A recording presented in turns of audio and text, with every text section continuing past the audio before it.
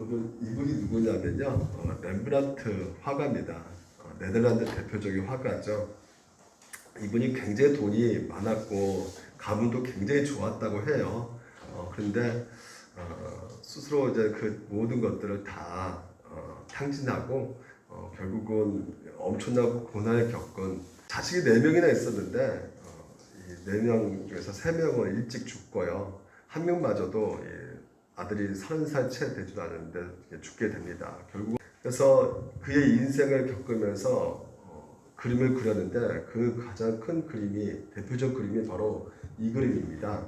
이 그림이 탕자의 귀환이라는 제목을 가지고 있는 그림이에요. 그래서 우리가 지금까지 잃어버린 아들 비유를 두 번째, 오늘은 세 번째 시간이죠. 우리가 살펴보고 있죠. 그래서 이 그림을 딱 보는 순간 여러분 충분히 이해하고 계실 것 같아요. 이 그림을 보게 되면 각자의 그 사람들의 그 심리가 그 마음이 좀 담겨져 있는데요. 먼저 둘째 아들 누군지 아시겠죠? 네, 무릎 꿇고 있는 아들이 지금 둘째 아들이에요. 이 둘째 아들 이렇게 보게 되면 이 밑에 발을 한번 볼까요? 자세하게. 네. 발을 보게 되면 한쪽 발은 지금 이제 슬리퍼가 벗겨져 있고요. 신발도 하나 신겨 있지만 굉장히 낡아 보이죠. 그리고 보게 되면 발바닥에 굉장히 상처가 많이 있음을 보게 됩니다. 이것을 딱 보는 순간에 우리가 둘째 아들 굉장히 고생을 많이 했구나라는 생각을 하게 됐죠. 처음에 아버지 집에 나왔을 때는 말 타고 진짜 돈도 있겠다. 내가 이제 자유를 마음껏 누리고 살 거야 이렇게 자신 있게 나왔지만 돌아왔을 때는 어떻습니까? 신발 한 짝 또 똑바로 신지 못할 정도로 고생하면서 다리를 절면서 이 아버지 집에 오게 된 것을 우리가 볼 수가 있습니다.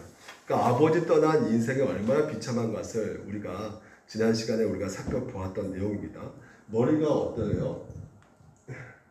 다 빠졌어요. 머리를 다 깎아서 이렇게 빠진 것이 아니라 이 병이 있어서 지금 이제 빠진 것 같다는 생각이 듭니다. 아주 제대로 약도 제대로 아플 때 먹지 못했기 때문에 이 병이 있었기 때문에 머리털이 다 남기지 않고 빠져 있는 것을 보게 됩니다. 그러니까 얼마나 고생했는지 아버지하고 아들하고 구분이 없어요. 이렇게 굉장히 늙어 보이지 않습니까? 그리고 눈동자도 자세히 보게 되면 많이 힘이 없어요. 이게 바로 이 둘째 아들의 모습이고요. 그러면 이제 아버지 한번 자세히 한번 볼까요? 아버지는 어떨까요? 아버지는 우리가 생각하는 것보다도 이렇게 굉장히 초췌한 것을 보게 됩니다. 그러니까 아들 걱정 때문에 매일 밤 잠 못 이루고 눈물을 많이 흘렸을 것 같아요. 눈도 굉장히 침침해 보이고요. 그래서 얼마 동안 기다렸는지 모르겠지만 잠을 제대로 못 잤기 때문에 굉장히 피곤한 상태에 있고 지쳐있는 모습을 우리가 쉽게 볼 수가 있습니다. 그러니까 지금 이 표정을 딱 보면 아들이 왔으면 이제는 기뻐했을 텐데 기쁜 모습이 아니죠. 오히려 더 어떤 모습일까요? 안도의 한숨이겠죠. 그러니까 정말 잘했다 이런 모습 있죠. 이 아버지의 모습을 우리가 가만히 보게 되면 그 아들을 얼마나 사랑하고 있는지를 또한 우리가 볼 수가 있게 되고요. 또 이렇게 가까이서 보게 되면 또 이 첫째 아들을 우리가 보게 되면 똑같이 이렇게 망토를 입고 있었잖아요. 망토. 그러니까 그 망토가 그 아들의 어떤 신분을 보여주고 있는데 지금 보면 이제 계단 위에 있어요. 계단 위에 있어가지고 이 아버지가 동생을 끌어안고 있는 모습 가운데 이 첫째 아들은 전혀 움직이지도 않고요. 그리고 전혀 눈물도 흘리지 않습니다. 뭐 안도의 한숨도 쉬지도 않고 있고요. 냉정한 얼굴로 오히려 더 후회하는 것 같기도 하고요. 또 염려하는 것 같기도 하고요. 이렇게 쳐다보고 있는 모습이 오늘 우리 가운데 그려지고 있어요. 그래서 멀찍이 서서 자신의 동생, 아버지를 거리를 두고 이렇게 대하는 모습을 보게 됩니다. 우리가 가정의 달을 맞이해서 우리가 누가복음 15장을 가지고 우리가 예수님의 그 비유의 말씀, 잃어버린 그 두 아들 비유를 우리가 살펴보고 있는데요. 우리가 예수님이 하신 이 이야기가요, 끝이 어떻게 맺어졌는가? 어떻게 맺어졌냐면요, 오늘 본문 읽어보니까 아버지가 이르되 너는 항상 나와 함께해서 내 것이 내 것이로되 하면서 우리가 즐거워하고 기뻐하는 것이 마땅하다 이렇게 말하고 끝나버렸어요. 그러니까 결국은 어떻게 지냈는지 우리는 알 수가 없죠. 과연 어떻게 됐을까? 어떤 방식으로든 끝나게 될 텐데 그래서 우리가 이야기 진행된 가운데 한 가지 가능성 우리가 한번 생각해 보는 것이죠. 첫째 아들이 아버지 대화를 하고 나서 본면을 했는데 결국은 이 첫째 아들이 아버지 권면을 받아들이지 않습니다. 그래서 환영 파티에 참석하지 않게 되는 것이죠. 그리고 자기 방으로 확 돌아옵니다. 그리고 그 다음에 이야기는 어떻게 진행될까요? 집안의 모든 사람들이 이 돌아온 그 둘째 아들을 환영하고 축제 분위기 가운데 춤도 추고 노래도 부르고 여러 가지 잔뜩 이렇게 흥이 나서 정말 흥분되는 그 상황 가운데 이 분위기가 달아오르는데 갑자기 이제 아버지가 들어왔는데 표정이 이렇게 좋지 않는 표정을 갖고 있는 것이죠. 그래서 이 잔치 분위기가 한순간에 깨져버립니다. 노래를 불러도 흥이 나지 않고요. 춤을 춰도 별로 재미가 없게 되는 것이죠. 서서히 잔치가 끝나고 아버지는요, 거기 있는 모든 손님들을 다 보냅니다. 그리고 둘째 아들도 자기 방으로 이렇게 돌려보냈죠. 그래서 둘째 아들은 이제 먼 나라에서 고생해 왔기 때문에 모처럼 자기 방에서 아주 좋은 침대에서 이제 머리 눕고 자고 싶었는데, 그래도 꿀잠을 취하고 싶었었는데 잠이 안 오는 것이에요. 왜 그럴까요? 아버지가 잘 환대해주고 기쁘지만 왜 내 형이 나를 반기지 않았을까? 왜 형이 나를 만나러 이 잔치 가운데 오지 않았을까? 이런 생각 때문에 고민되어서 잠을 잘 못 이루는 것입니다. 또 화가 난 이 방에 들어간 이 첫째 아들은요, 잠을 못 이뤘어요. 왜냐하면 너무 화가 나가서. 왜 내 아버지는 내게 염소새끼 한 마리도 잡아주지 않았는데 저 녀석은 저런 꼴로 왔는데 돈을 다 쓰고 왔는데도 저렇게 파티 열어주고 저놈은 또 무슨 체면이 얼마나 뻔뻔하면 이렇게 아버지 집에 왔을까 하면서 막 분노 때문에 마음이 불편해서 역시 잠을 못 이루고 있었을 것입니다. 그렇다면 아버지는 어땠을까요? 아버지도 잠자리에 이렇게 누워 있었겠지만요, 둘째가 들어온 것 때문에 크게 기뻐했던 아버지는요, 또 다시 첫째 때문에 근심에 푹 빠지게 되었을 것입니다. 잃어버렸던 아들을 찾았는데 또 집안에 있는 그 첫째 아들이 잃어버린 것 같아서 마음이 힘들어서 잠자리가 뒤척거리면서 잠을 못 이루고 있었을 것이에요. 이렇게 해서 아버지와 두 아들의 밤이 지나갑니다. 그 다음날이 되었어요.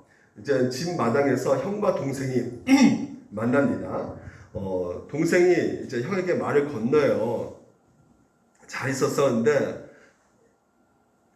얼굴 쳐다보지도 않고 형은 그냥 자기 일하러 그냥 밭에 나가버리는 것이에요. 반기지 않는 그 형의 표정이 역력하게 보입니다. 그 다음날 또 인사를 하는데도 형의 쌀쌀함이 계속해서 보여주고 있는 것이에요. 그래서 나중에는 하도 동생이 막 치근대면서 물어보니까 결국은 형이 대답합니다. 너 왜 왔니?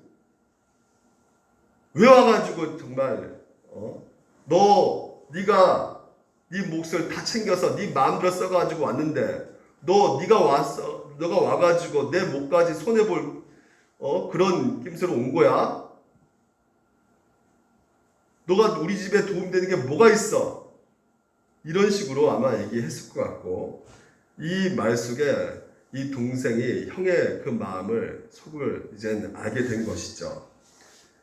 그러니까 이전에는 아버지가 싫어서 간섭받기 싫어서 집을 나갔는데 지금은 그 형의 쌀쌀한 태도 때문에 불편해서 하루하루 지내는 것이 너무나 힘들어지는 것이에요. 그래서 어느 날 갑자기 이 둘째는 편지 한 장 싹 딱 써놓고 나갑니다. 집을 또 나가요. 축제가 열렸던 그 따뜻한 집안 분위기가 한순간에 또 차가운 침묵이 흘리기 시작하게 된 것입니다. 여러분, 제가 이렇게 얘기했던 이 이야기 전개가요, 어떻습니까? 근데 이런 이야기 전개가요, 실제로 자세히 생각해 보니까 우리가 겪는 현실과 너무나 맞는 것 같아요. 우리가 은혜를 받잖아요. 그리고 하나님께서 우리 가운데 주신 그 은혜를 누리면서 이렇게 신앙생활을 하지만 우리의 삶 가운데 또 생활 가운데 들어가 보게 되면 우리 가정을 통해서 또 우리 가족들을 통해서 또 우리의 이웃을 통해서 여러 가지 시험들 거리가 너무나 많이 있는 것이죠. 그래서 둘째도 아버지를 거역함으로 아버지를 떠나버리고, 첫째도 자기 누더기 같은 그 의를 계속해서 주장함으로 아버지를 떠나 있고, 그러니까 둘째는 세상적인 세속 방식으로 아버지를 떠나 있고, 첫째는 종교적 도덕적 방식으로 아버지를 떠나 있는.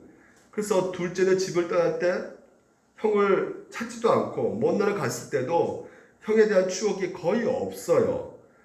또 그런가 하면 첫째는요, 둘째가 돌아왔음에도 불구하고 반기지도 않고 형은 늘 자기 특권만 생각하는 것이죠. 그리고 형으로서의 책임을 져야 될 생각은 전혀 하지 않고 있는 모습을 우리가 보게 되는 것입니다. 오히려 자기 몫을 빼앗기지 않을까라는, 뺏기지 않을 거라는 그런 불안감 때문에 염려스러운 마음으로 쳐다보고 있는 이 형. 그래서 여러분, 이런 모습들이 우리 가정에 그리고 우리의 지금 현재 현실 가운데 벌어지고 있다는 것이죠. 그러니까 사랑과 어떤 형제의 그런 어떤 용서와 화해 이런 관계보다는 서로 이해 타산, 계산적인 어떤 관계가 더 지배적인 어떤 가족 관계가 우리 가운데 있음을 볼 수가 있습니다. 그래서 이 이야기 속에서 보게 되면 형도 떠나 있고 동생도 떠나 있단 말이죠. 서로 떠나 있는 것이에요. 근데 이것은 하나님의 뜻이 아니죠. 자, 우리가 삼위 하나님의 그 놀라운 사랑을 우리가 보게 됩니다. 성부, 성자, 성령 하나님의 놀라운 사랑, 그 사랑은 서로 똑같이 동등하단 말이죠. 그래서 서로가 하나 되고 서로 용서해주고 서로 화해하고 서로 정말 더 뜨겁게 사랑하는 그런 그 관계를 우리가 보게 됨으로 말미암아 우리 또한 이 땅에서 이 삼위 하나님의 그 사랑을 드러내는 것이 바로 하나님의 영광을 드러내는 것입니다. 우리가 태어난 목적도, 우리의 창조의 목적도 바로 하나님의 영광을 드러내는 것이 우리의 목적이에요. 그 영광을 드러낸다는 것은 결국 무엇이냐면 이 삼위 하나님의 그 사랑을 드러내는 것이죠. 그래서 우리에게 주어진 그 계명은 1계명부터 4계명까지 하나님의 사랑에 대한 계명이고 5계명부터 10계명은 우리 인간에 대한 사랑이 그려지고 있어요.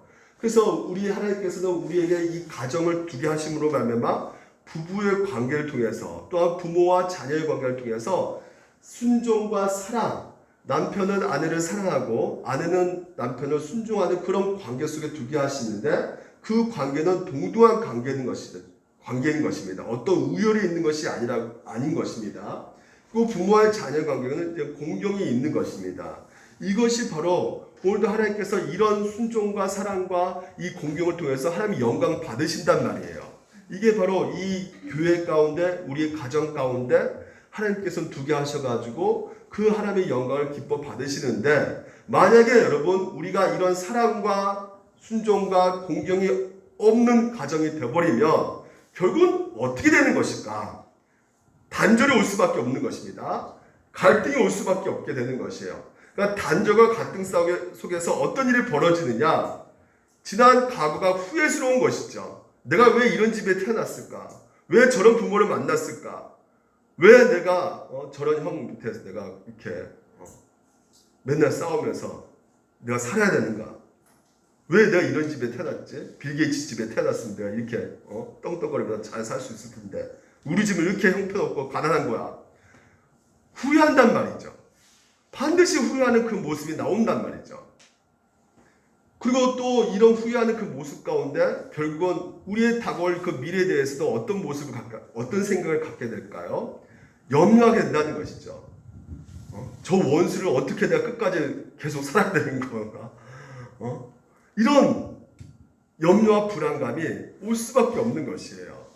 그래서 이 많은 가정 가운데 이 지나간 과거가 이 후회하는 이름으로 항상 우리 현재 삶 속에 상조해 있고요.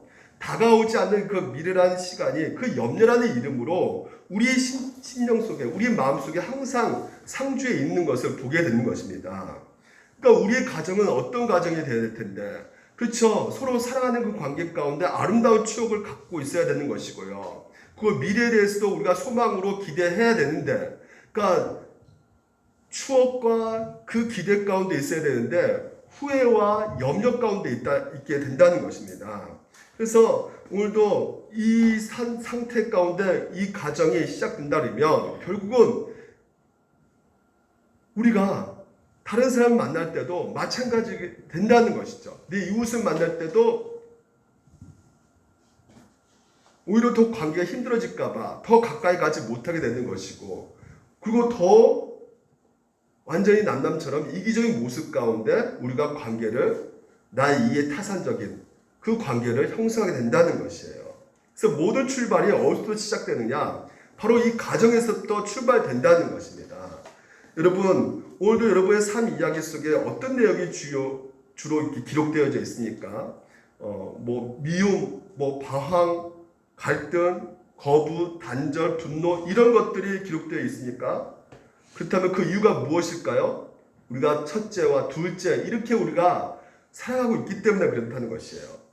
그래서 하나님의 관계가 깨지고 하나님의 관계가 깨지면 반드시 또한 이웃관계 관계가 깨질 수밖에 없기 때문에 해결책이 무엇일까?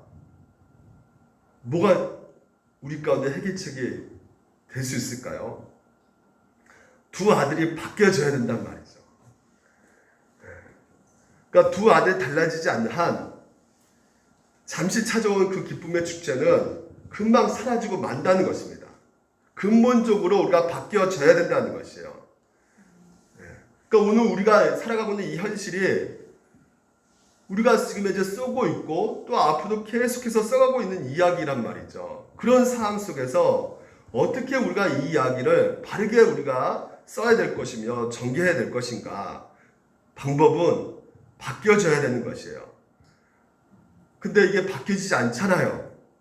그 때문에 또 다른 인물이 들어와야 된다는 것입니다. 그래서 또 다른 인물이 들어올 때 전개 방식은 어떻게 바뀌게 될 것인가? 다른 인물이 들어왔어요. 형이 들어왔어요. 맏형이 들어왔습니다. 아까 이야기 계속 이어나가 보면 둘째가 집을 나갔잖아요. 아버지는 더 안타까워하는 것이에요. 혹시 더 어떻게 됐을까 막 더 염려스러워하는 것이죠. 그래서 문 밖에서 둘째를 더 기다립니다. 근데 아버지 이런 마음을 알았던 형이, 그 맏형이 동생을 찾으러 나갑니다.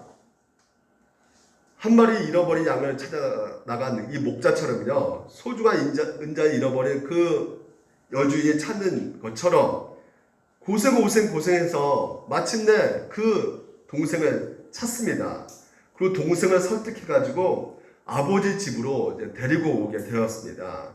그러니까 아버지가 저만치 첫째와 둘째가 함께 오는 것을 보고 막 달려나가는 것이에요. 그래서 너무나 기뻐서 이 첫째와 둘째를 안고 또 송아지 잡고 잔치를 벌여서 집안이 완전 축제가 분위기가 되는 것이에요. 이렇게 이야기를 전개할 수가 있는 것입니다. 비록 이제 형이 찾아 나서지 않았지만요, 동생이 이제 금방 들어오게 되고, 들어온 동생을 알고는 형이 빨리 일을 정리하고 잔치 베푼 것을 보고 빨리 가서 동생을 반기는 것이죠. 그래서 같이 너무나 행복하게 재밌게 그 축제를 즐기고 나서 그 다음날 아침이 되었어요. 형이 밭으로 일을 나갑니다. 형은 성실하죠. 열심히 일을 하죠. 근데 동생은 늘 게으르고 놀고 있었던 이 동생이 자발적으로 형과 함께 밭으로 따라 나갑니다. 일하러 가보니까 아버지 소유였던 그 밭이요, 3분의 1이 다 남에게 넘겨가 버린 거예요. 누구 때문에 넘긴 거죠? 그렇죠. 돈을 마련하기 위해서 다른 사람에게 3분의 1이 팔린 것입니다. 그래서 밭이 없는데 형이, 그래, 이거 내 밭인데 너가 일해. 네가 열심히 일하고 네가 써. 아버지가 환대해 준 것도 너무나 감사한데 형의 이런 따뜻한 말 한마디에 너무나 더 기쁨이 오는 것이에요. 그래서 이전에 그렇게 반항적이고 그렇게 거역했던 동생의 마음이 형이 이런 태도 때문에 서서히 그런 완고한 마음이 녹아집니다. 그래서 동생이 열심히 일을 하는 것이에요. 불평소리를 하지 않고 자기가 알아서 먼저 일을 하기 시작합니다. 그렇게 성실히 일하다 보니까 어떻게 되었을까요? 밭의 수확량이 계속 늘어나게 됐죠. 두 해 지나고 세 해 지나니까 결국은 이 두 형제가 잃어버렸던 그 3분의 1 밭을 찾게 되었던 것이에요. 그래서 또 그 밭만 아니라 또 다른 토지를 더 많이 구입하게 된 것입니다. 그러니까 형이 동생에게 밭을 양보했더니 이 동생 때문에 이 동생이 열심히 일해서 그 준 것을 더 잘 갖고 와서 더 많이 얻게 되었던 것이죠. 그러니까 아버지는 잃어버린 두 아들을 찾은 것뿐만 아니라 형은 동생을 찾게 되고 동생은 또 형을 만나게 되고, 그래서 두 아들이 잃어버린 또 토지도 이렇게 다시 찾고 잃어버렸던 가족도 찾고 잃어버렸던 행복도 다시 찾게 되었다는 것이에요. 여러분, 이렇게 이야기를 제가 이렇게 전개해 볼 수가 있다는 것입니다. 근데 여러분, 이야기가 여기서 계속 끝나지 않고요. 이제 시간이 흘러가지고요. 형이 나이가 들고 몸이 아프게 되었어요. 몸이 너무나 많이 아파가지고요. 이 장기가 다 망가져가지고 장기 이식을 할 시간이 온 거죠. 몸이 너무나 아프기 때문에. 그래서 그 의사 이야기를 듣고 동생이 선뜻 자기가 나서서 형을 위해서 장기 이식을 하겠다는 것이에요. 그리고 형과 동생이 나란히 병원에 수술실에 눕습니다. 형이 동생을 바라보고 동생이 또 형을 바라보는 그 가운데 형의 눈에는 눈물이 흐릅니다. 형은 큰형답게 살아왔지만 이 큰형을 통해서 동생이 이제 세월이 지나면서 큰형처럼 그 형을 챙겨주는 사람이 된 것이죠. 드디어 수술이 잘 되었어요. 형이 퇴원하게 되었고 이제는 동생의 그 큰형의 그 해야 될 그 몫을 잘 감당하면서 이제 가정을 이끌게 되는 것입니다. 여러분, 이것이 바로 하나님 나라의 모습이고 아름다운 가족 공동체의 모습이 되는 것입니다. 형은 형다운 존재로, 또한 동생은 그 형 닮은 존재로 바뀌면서 그 가정의 기쁨이 끝이지 않게 되는 것이죠. 여러분, 무엇이 이 가정을 바꾸게 놓게 된 것일까요? 이 이야기 속에 뭐가 바뀌어진 것입니까? 뭐가 바뀌어진 거예요? 형이 바뀌어진 거죠. 네. 형이 바뀌어졌습니다. 그러면 여러분, 이 큰형이 바뀌어졌는데 이 형이 누구일까요? 네. 이 형 때문에 이야기 흐름이 완전히 바뀌어져 버렸어요. 네.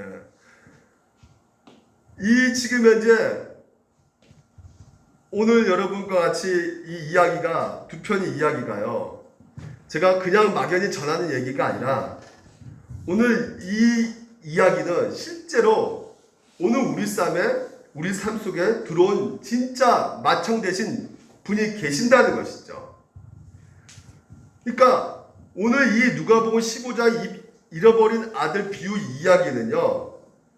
이야기 속에서 직접 자기가 등장인물로 들어오고 그리고 그 들어온 이야기 속에서 어떤 일을 이분께서 하셨는지를 정확하게 보여주고 있다는 것입니다. 한 마리 잃어버린 양, 한 마리 잃어버린 드라크마, 그리고 한 마리 잃어버린 아들 찾기 위해서 하늘에서 땅으로 내려오시고 오늘 우리 인간 몸으로 오신 바로 예수 그리스도시는 것이죠. 자, 보십시오. 하나님이 미리 아신 자들을 또한 그 아들의 형상을 본받게 하기 위하여 미리 정하셨으니 이는 그로 많은 형제 중에서 뭐라고요? 맏아들이 되게 하셨다는 것이에요. 그러니까 이 이야기는 실제로 2000년 전에 일어난 이야기라는 것이죠. 단순한 사건이 아닙니다. 죄와 허물로 죽을 수밖에 없었던 우리를 위해서 기꺼이 우리가 가야 될 그 심판 자리에 누가 오셨느냐? 누가 그 심판 자리에 십자가를 지게 되었느냐? 바로 예수님이 우리의 큰형이 되셔서 그 모든 것을 대신 다 감당하셨다는 것이죠. 그래서 우리의 모든 삶이 변화가 일어나게 되었던 것이죠. 완전히 바뀌게 되었던 것입니다. 마치 코로나 백신이 서서히 코로나 상을 바뀌듯이요. 예수님의 그 십자가 사건이 오늘 우리 삶에 세상에 실적인 변화가 일어나게끔 하셨다는 것이죠. 그것이 어떤 변화입니까? 계속해서 읽어보면 또 미리 정하신 그들을 또한 부르시고 부르신 그들을 또한 어떻게 해요? 의롭다 하셨다는 것이에요. 다시 말해서 우리가 의로운 자로 선포되어졌다는 것입니다. 죄인된 우리가 의인이 되었다는 것이에요. 하나님의 자녀가 되었다는 것이죠. 이걸 신학적 용어로 뭐라 그래요? 칭의가 일어나는 것입니다. 값없이 우리가 의로운 자가 되었다는 것이에요. 선물로 우리가 의롭게 여김을 받게 된 것입니다.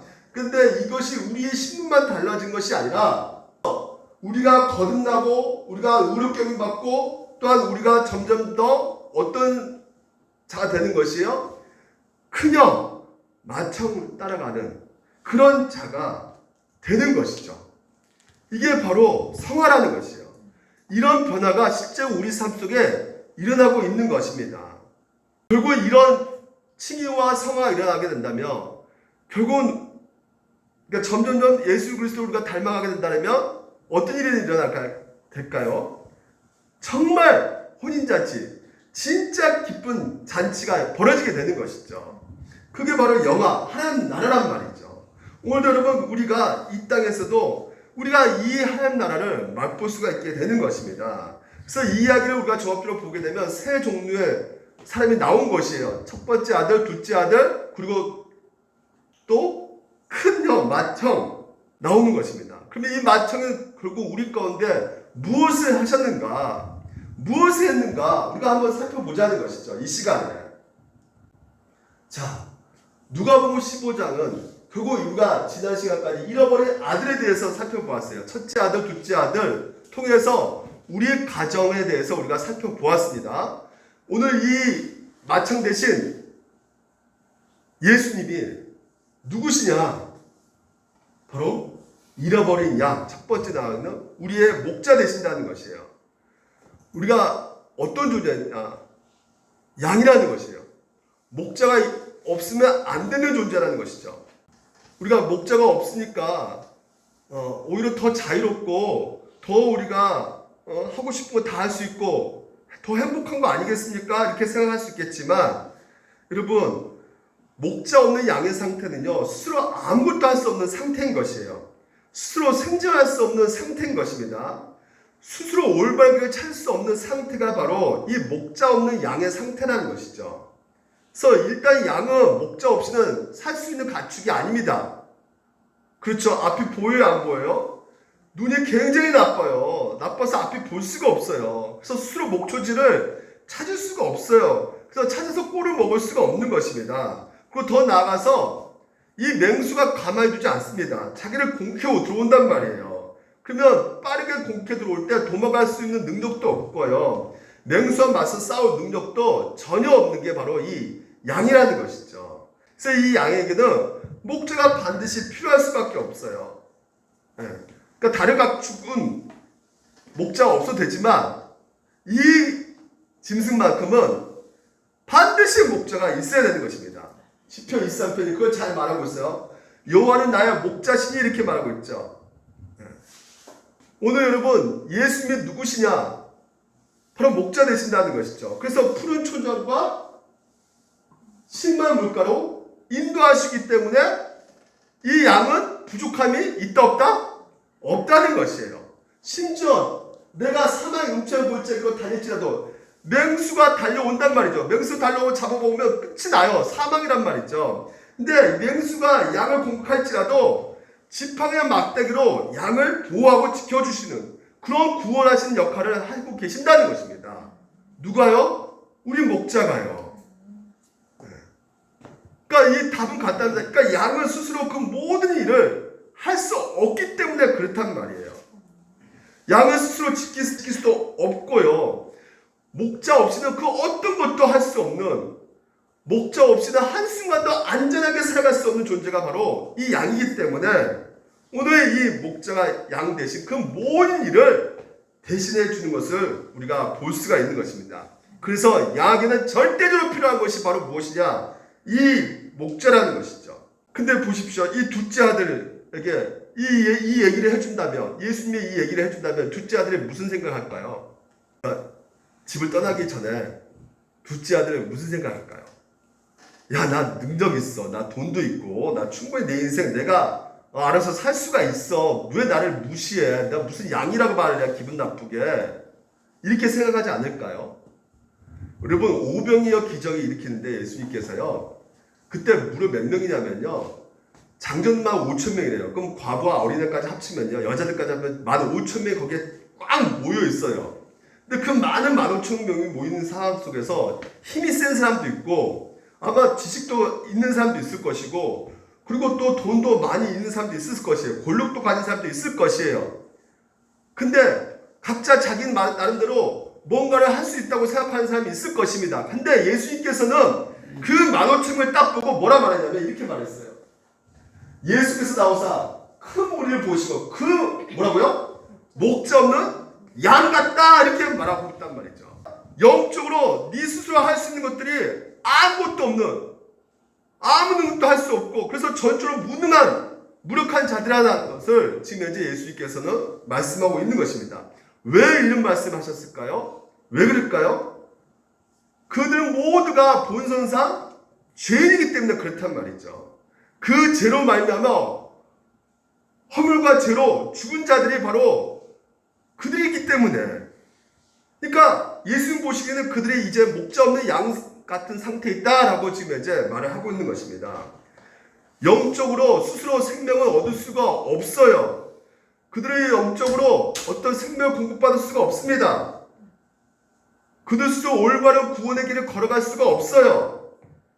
그냥 놔두면 그냥 죽어가는 존재예요. 에베소 이렇게 말하죠. 그는 밑에 보십시다. 같이 한번 볼까요? 허물과 죄로 죽었던, 이미 우리는 죽음으로 가고 있는 존재란 말이죠. 여러분 지금 현재 눈 뜨고 나 살아있는데 말을 하지만, 나 멀쩡히 지금 깨어있는데 왜 그래? 하지만 내가 하나님과 관계가 없으면, 내가 예수님을 믿지 않으면 오늘 여러분 우리는 어떤 존재냐? 그냥 시체예요. 시체. 죽었던 시체란 말이죠. 오늘 여러분 첫째와 둘째가 목자 없는 양들 같은 자들이었던 것입니다.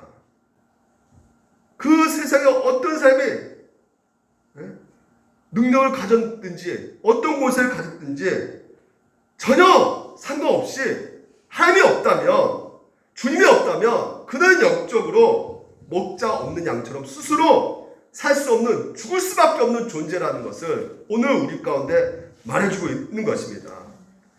첫째, 둘째 자기 스스로 모든 것을 해봤잖아요. 돈으로 즐길 것 다 즐겨봤잖아요. 근데 세상적으로 부족함 없이 다 누려봤지만 궁극적으로 만족함이 있었습니까? 끊임없이 그 갈망 상태에 있는 것이에요. 첫째도 마찬가지죠. 첫째도 어디서부터 어디로 가야 될지 모르는 상황 가운데 늘 자신이 집에 있음에도 불구하고 불만족스럽단 말이죠. 그러니까 이 불만족 가운데 문제가 나의 앞에 이렇게 있는데 이 문제가 왜 이렇게 생기는지 모르고 있는 거예요. 이 첫째도. 둘째도 내가 왜 이렇게 호랑방탕하게 재밌게 놀고 있는데도 불구하고 결국 왜 이렇게 만족감이 없는지, 기쁨이 없는지, 또 내가 집에 있음에도 그 첫째는 행복함이 없는 거예요. 문제만 계속 생기고 있고, 이거 이유가 뭐라고요? 목자가 없기 때문에. 목자가 있어서 진짜로 꼴을 먹이고 충족시켜야 되는데, 그리고 의롭고 올바른 진정한 행복을 인도해줄 그 목자가 없기 때문에 비참한 삶을, 초라한 삶을, 그래서 늘 단절되고 서로 갈등 가운데 후회하고 또 미래에 대해서도 염려하는 그런 삶을 살아가고 있단 말이죠. 오늘 여러분 이 얘기가 누구 얘기입니까? 첫째, 둘째가 다 누구에 다 들어가 있어요, 여러분? 우리가 첫째 아들이고 둘째 아들입니다, 여러분. 우리가 본성상 똑같이 죄인이란 말이에요. 우리가 예수 믿고 구원받았지만 그럼에도 불구하고 우리 안에 여전히 뭐가 남아있어요? 여죄가 남아있단 말이에요. 죄된 본성 가운데 있단 말이죠.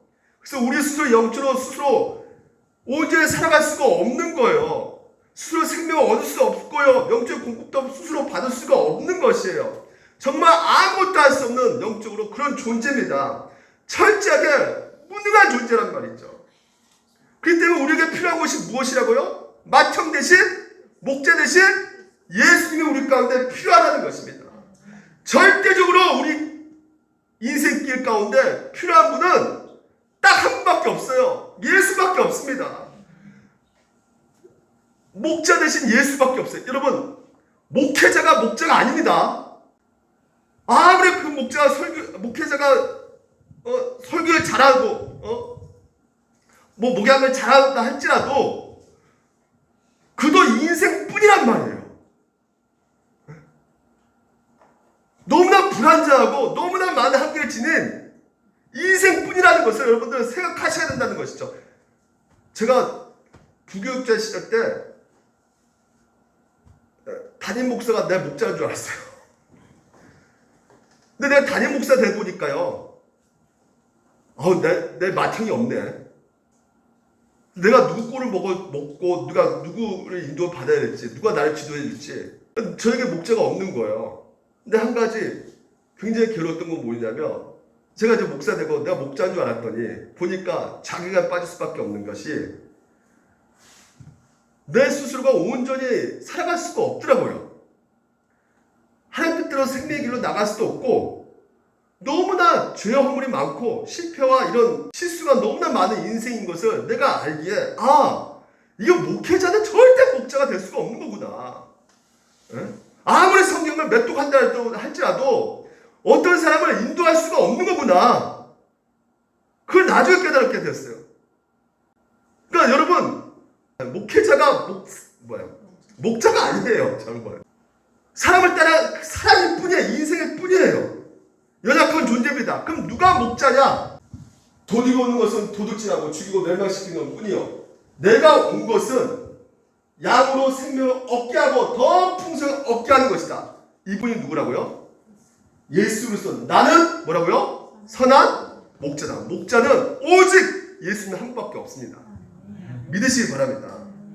그래서 오늘도 예수님이 오늘도 우리를 보호하고 지켜주실 뿐만 아니라 오늘 우리에게 늘 자신의 생명 아낌없이 내어주신, 그래서 늘 생명을 공급해 주신 친히 말씀으로 공급해 주시고, 오늘도 우리의 성찰을 통해서 공급해 주시고, 그래서 죄와 사망으로부터 우리를 구원시켜 주시는 그 생명을 기꺼이 우리들을 위해서 내어주시는 그 진정한 목자 되심이 바로 우리 예수 그리스도라고 오늘 우리 가운데 말씀하고 있다는 것입니다.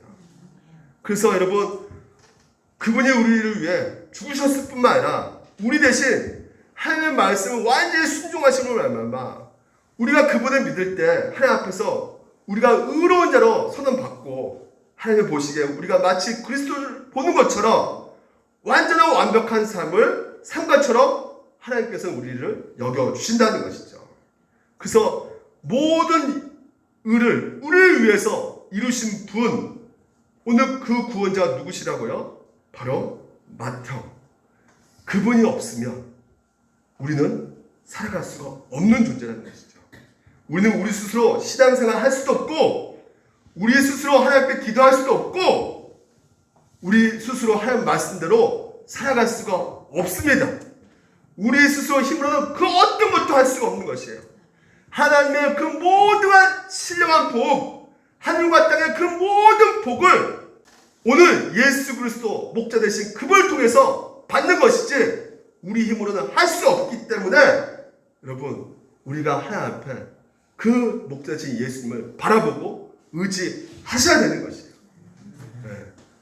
그 맏형 되신 예수님께서는 우리를 늘 불쌍히 여기신다는 것이죠. 완전한 인간이 오셔가지고 이 땅 가운데 오셔서 예수님께서 첫째, 둘째 여러분을 보시고, 여러분이 어떤 상태에 있습니까? 비참한 상태에 있죠. 연약한 상태에 있지 않습니까? 뭐 때문에? 왜 비참하고 여러분이 연약해요? 뭐라고요? 죄 때문에. 죄 때문에 우리는 늘 연약하고 늘 우리가 부족한 상태에 있고 비참한 상태에 있는 것이에요. 근데 우리에게 있는 대제사장은 우리 예수님께서는 우리 연약함을 동정하지 못하시기가 없으시다. 왜 우리를 이 동족을 불쌍히 여기신다는 거거든요. 여러분, 왜 우리를 불쌍히 여기실까요? 우리의 강함을 불쌍히 여기신 것이 아니죠. 우리의 어떤 장점을 불쌍히 여기신 것이 아니에요. 뭘 잘하고 있는 것에 대해서 불쌍히 여기신 것이 아닙니다. 그런 것을 불쌍히 여기는 것이 아니라 주님께서 우리를 불쌍히 여기실 때는 우리 연약함을 불쌍히 여기신 거 아니겠습니까? 우리 연약함을 불쌍히 여기실 때 그 연약함은 우리 육적인 연약함, 우리의 물질 없는 것, 질병, 여러 가지 장애, 그것도 불쌍히 여기시지만 영적인 것, 이것도 우리를 불쌍히 여기신다는 것이에요. 우리 연약함 가운데 가장 큰 연약함이 무엇일까요, 여러분? 돈 없는 거요? 건강하지 않는 거요? 이게 연약함? 여러분, 그럴 수도 있겠지만 인간이 갖고 있는 가장 비참한 연약함은 바로 우리가 죄를 지을 때란 말이죠. 근데 우리가 마치 죄로 인해서 하나님께서 우리를 불쾌하게 여기시고 우리를 어쩌나 하시고 우리 안에 죄 때문에 우리를 거부하실 것처럼 생각하시는 분들이 너무나 많단 말이에요. 근데 그렇지가 않단 말이죠. 오늘 주님께서 우리에게 주신 말씀을 보게 되면 오늘 여러분 우리가 어떻게 해요? 연약함을 동정하지 못할 시가 아니라는 것이에요. 우리 영적인 연약함, 이 죄로 말미암아 이 본성을 가진 그 비참함을 안고 살아가는 우리 가족들을 보면서 우리 형제들 보면서 나를 보면서 우리를 거부하지 않으시고 어떻게 하셨다는 것이에요? 우리를 어떻게 해요? 불쌍히 여기시고 있다는 것이죠. 동정했다는 것입니다. 그리고 그들을 구원하게 바라신 것이죠. 우리 형제들, 내 가족을 구원하게 바라신 그 증거가 무엇입니까? 십자가죠. 우리 죄로 인해서 하나님께서 불쾌하셨다면 십자가 지시겠어요? 우리 죄로 인해서 언짢게 생각하신다면 십자가 다니시겠냐고요. 오늘 여러분 죄 문제를 해결하기 위해서 그분의 치에 우리 대신 죽음을 달리셨잖아요. 그래서 여러분 오늘 영적인 죄라는 이 약함과 비참함을 너무나 불쌍히 여기셨기 때문에 그분이 친히 우리 죄를 짊어지셨고 우리 죄 대신에 죽음을 당하셨었고 그 죽으심과 부활로 우리를 사망과 죄의 이런 권세로부터 우리를 구원할 수 있었던 것입니다. 여러분 토마스 군인이 이렇게 말했어요. 청교도인데 잘 들어보십시오. 여러분 이게 보호합니다. 여러분 많이 힘드시죠? 근데 이거 오늘 여러분 이것을 마음판에 새기시기 바랍니다. 우리가 사랑하는 사람의 비참한 가운데 있을 때 우리는 그를 불쌍히 여깁니다. 그렇죠. 우리 가족들 중에 연약한 사람, 좀 힘든 사람 보면 불쌍히 여겨지죠. 근데 그 처한 비참이 클수록 그를 향한 연민도 우리가 더 느껴지죠. 그렇죠. 우리 가족 중에 내 아들 똑같은 10살 5손가락 아들이지만 그도 힘들고 어려운 아들 더 생각이 나는 거잖아요. 그런 것처럼 더 연민도 더해진단 말이죠. 그런데 모든 비참한 중에 죄만큼 비참한 것도 없습니다. 가장 큰 비참함이 바로 이 죄란 문제란 말이죠. 그래서 당신 스스로 자기 안에 있는 죄를 이렇게 본다면 그리스도 역시 우리의 죄를 그렇게 보신다는 것이에요. 그래서 뭡니까? 그리스도께서는 당신을 사랑하시고 당신의 죄를 미워하신다는 것이죠. 당신이 향한 그분의 주문은 모두 사라지고 그분의 주문은 오직 당신의 죄만 향하고 있는 것이에요. 여러분 죄를 하나님께서 싫어하는 것이 여러분을 싫어하는 것이 아니란 말이죠. 그래서 죄를 파괴하고 멸함으로써 죄에서 당신을 자유롭게 하시려고 오늘 여러분 가운데 예수 그리스도를 보내신 것이죠. 그래도 그분이 당신 때문에 더욱 마음을 졸이고 계신단 말이에요. 이것은 당신이 어떤 고난 가운데 있을 때나 제약 아래 있을 때나 동일하다는 것입니다.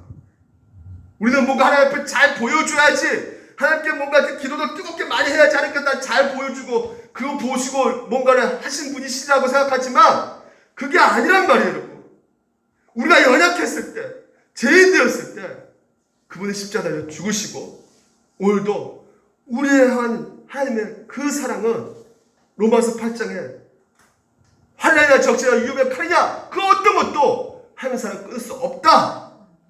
우리와 완전하신 목자 되신 예수 그리스도께서 우리를 결코 내버려 두시지 않고 우리 연약함 불쌍히 여기시고 우리의 가장 큰 연약함 비참함 이 죄를 보시고도 언짢아하시거나 불쾌할 것이나 거부하시거나 그렇지 않으시고 그 제 문제를 지혜 같지 않게 짊어지시고 우리를 위해서 죽으신 선한 목자 예수 그리스도 그분께 담대히 나아가시기를 주님 이름으로 축원드립니다. 마지막으로 우리에게 또 봐야 될 것이 이겁니다. 잃어버린 드라크마 그분이 우리의 주인 되신다는 것이에요. 여러분 주인 된다는 것은 무엇입니까? 그분이 통치하고 다스리신다는 것이죠. 그게 무슨 나라라고요? 하나님 나라입니다. 하나님 나라는 땅의 개념이 아니라 했어요. 유대인들에게는요. 바로 통치 개념이에요. 다스리는 개념인 것입니다. 그래서 보십시오. 바리새인들이 하나님 나라가 언제 임합니까? 이렇게 물어봤더니 예수님께서 뭐라 하냐면 하나님 나라는 눈에 볼 수 있게 임하는 것이 아니라 여기 있다 저기 있다고도 못하니 하나님 나라는 어디 있다고요? 너희 안에 있다. 너희 안에 있다는 것이에요. 그래서 히브리서 11장에 보게 되면 그러나 내가 만약 하나님의 손을 힘입어 귀신을 쫓아낸다면 하나님의 손이 무엇일까요? 하나님 능력으로 오늘 우리 가운데 그런 모든 세상 풍속에 쫓아다니는 그 악한 습관 이런 모든 것들을 예수 그리스도 그 이름으로 우리가 쫓아낸다면 여러분 어떻게 되는 것이에요? 하나님 나라가 이미 너에게 임했다는 것이에요. 다시 말해서 예수 그리스도를 믿는 자들에게는 하나님 통치를 받게 되는 것이고 하나님의 다스림을 받게 되기 때문에 이미 하나님 나라가 임한 것이라는 것이에요. 그래서 뭐라 말합니까? 예수께서 밑에 보시면 회개하라. 이미 천국이 너에게 왔다는 것이에요.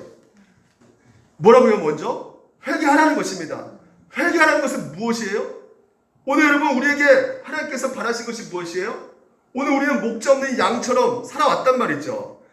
오늘 그렇지만 이제는 우리가 예수 그리스도를 믿음으로 말미암아 그분이 내 인생 가운데 주인이 되었단 말이에요. 주인이 되어가지고 이제는 그분이 우리를 통치하고 다스렸단 말이죠. 회개는 나의 나쁜 생각, 나의 어떤 그 사람 용서해 주세요.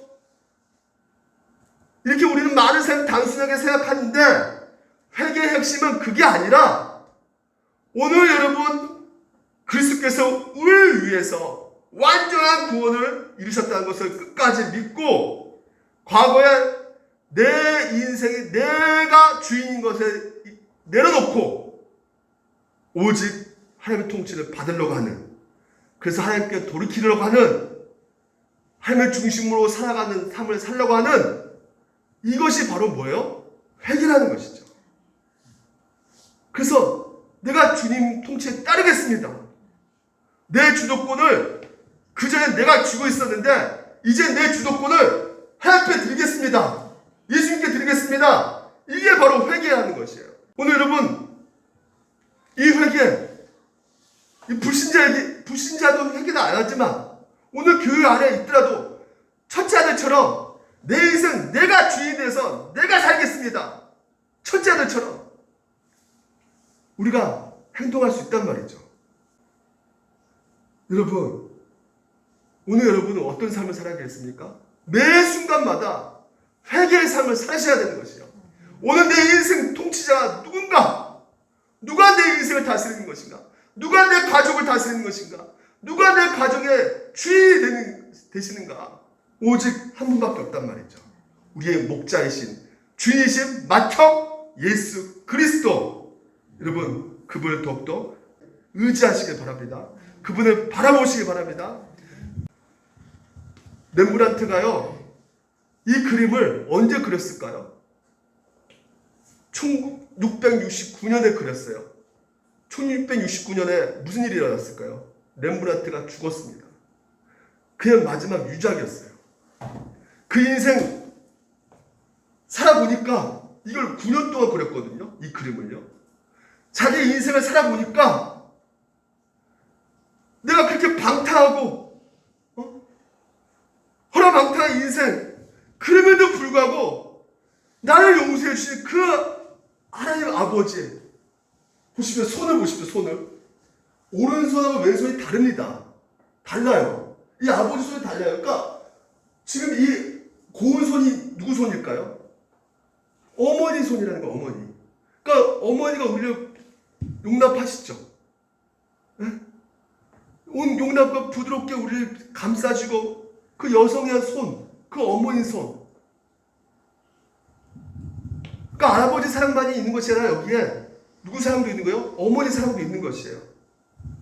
그래서 위로하고 붙잡아주는 그 사랑, 아버지가. 여전히 우리는 머리 빡빡 밀고 진짜 늘 그 고난 가운데 고생 가운데 이 죄 때문에 이 비참과 연약 때문에 그 진짜 이런 상태에 있는 우리를 붙잡아 주시고 네가 어디에 가도 상관이 없다. 너는 내 아들이야. 너 돈 없어도 된다. 너는 내 아들이야. 너 실패해도 된다. 너는 내 아들이야. 쥐를 열매 먹어도 넌 내 아들이야. 너 어떤 모습 가지려도 넌 괜찮다. 이것을 이 손으로 딱 보여주는 것이에요. 위로하는 손, 수용하는 손, 이 하나님의 손이 여러분 가운데 있음을 믿으시길 바랍니다. 그래서 여러분, 오늘 이 렘브란트, 이 아들 뭐 갖고 있어요, 여러분? 칼이 있어요, 칼. 왜 칼을 갖고 있었을까요? 이 둘째 아들 칼을 지니고 있어요. 어떤 학자는요, 이 그림을 보고 아마 이 아버지가 안 받아주면 그 자리에서 칼 꺼내서 에이 죽어버렸고 이러고 칼 갖고 있었다 이렇게 말하지만 이 칼은 1600년도에 그 시대 이 칼은 그들의 신분을 상징한 것이었어요. 이 아들이 뭘 놓치지 않았을까요? 끝까지 쥐 열매 먹지 못하는 그런 차차한 그 인생 가운데도 끝까지 쥐고 있었던 것이 무엇일까요? 자기의 정체성. 오늘 하나님이 우리 아버지 되신다는 거, 내 아버지 끝까지 나를 받아주실 거라는 거. 그래서 내가 북군도 괜찮으니 그분이 나를 받아주실 것이다. 그 믿음 가운데 칼을 딱 쥐고 있는 것입니다. 오늘 여러분 마찬가지예요. 우리는 둘째입니다. 첫째고요. 하지만 끝까지 쥐고 있어야 될 것이 무엇입니까? 바로 하나님은 나를 끝까지 사랑해 주실 것이다. 나를 끝까지 우리 아버지께서 용납해 주실 것이다. 여러분, 이 진리의 말씀을 여러분들 믿으시고, 그래서 오늘도 여러분 가정이 결코 이 세상 가운데 첫째 아들처럼 둘째 아들처럼 둘째 아들이 이 세상 문화 그렇잖아요. 이 세상 문화가 야, 너 마음대로 한번 살아봐. 네 자유롭게 살아봐. 그게 행복이야. 둘째 아들처럼. 첫째 아들은 뭡니까? 야, 너만을 위해서 노력해. 너만을 위해서 다른 사람 필요 없으니까 너만을 위해서 열심히 살면 돼. 이렇게 생각하는 이 이기적인 그 아들, 이 세상이 온통 이렇게 점쳐된 이 세상 가운데 오늘 우리 가정, 우리 자녀들, 또한 내 남편, 내 아내, 나는 누구인가? 하나님의 사랑을 받고 있는 자,